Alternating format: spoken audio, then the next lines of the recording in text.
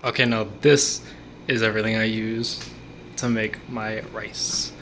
I have rice, a kettle, a pot with a lid, and a 1 cup measuring cup. 1 cup. Some butter, a sieve, and some wax paper. So, right here I have 2 cups of rice, and I'm gonna rinse these just to get the starch off.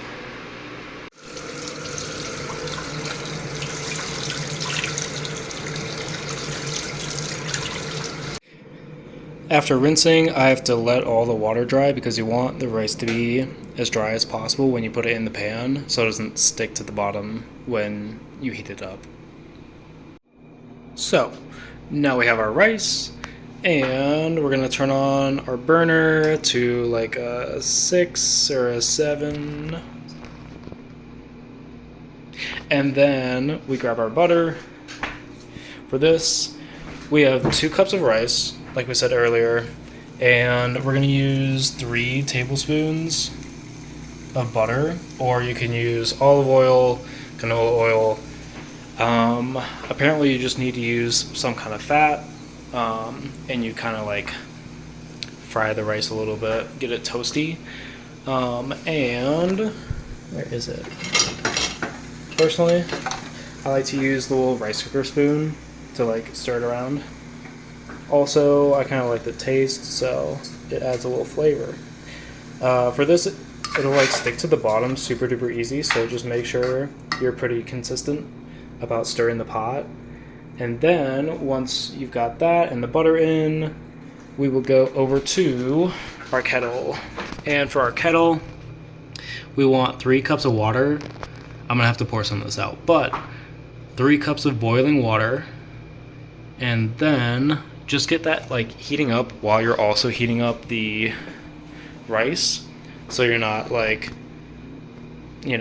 overcooking the rice and then you don't have water boiling. So that's good prep work.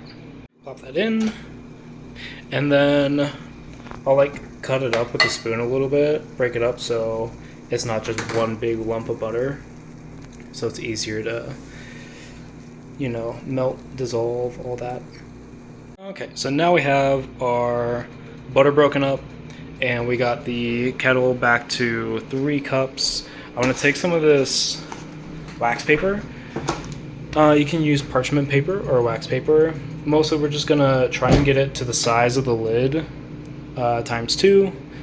So you can like fold it in half, and then you'll put the parchment paper on top of the pot. Once your rice is all cooked, and after you add the boiling water, you put the wax paper and then the lid on top so it gets like a better seal. So the toasting will go by faster if you have dry rice, and if not, if your rice is still a little bit wet, when you put it in the pan, it's going to stick pretty bad at the bottom. So just make sure you stir it, and then you're going to wait for it to like start crackling. So you're going to hear it like, and then once it's like fully like toasted and cooked, that's when you're going to add the water and then put the top on. So this is what I meant when I said you take the wax paper and fold it over. So this is going to be mostly for the seal because my lid doesn't fully fit perfectly onto the pot. So that's why I do that. But also, even if it did fully fit, I think it's a good idea. Once you get about to the end, you probably won't even need your flavor enhancer. You're just gonna like swirl around the pot, and it shouldn't stick too bad to the bottom. You should be able to see like some of the bottom part of the pan. But now that our water is done, we're gonna grab it and then pour it in here. But this is kind of a dangerous part because the water will start to like spit and get pretty crazy, so be careful.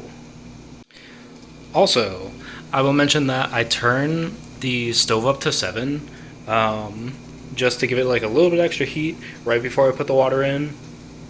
So I know like once I put the water in, the it'll like keep boiling.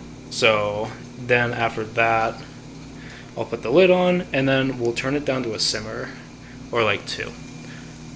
Okay. Okay, here's our water, here's our pot.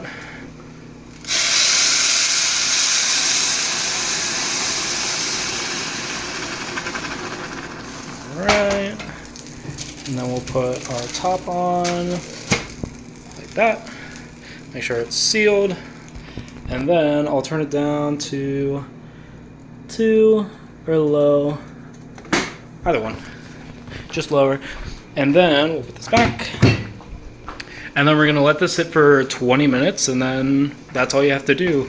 And once 20 minutes is up, you just come, fluff the rice, and then see how it tastes.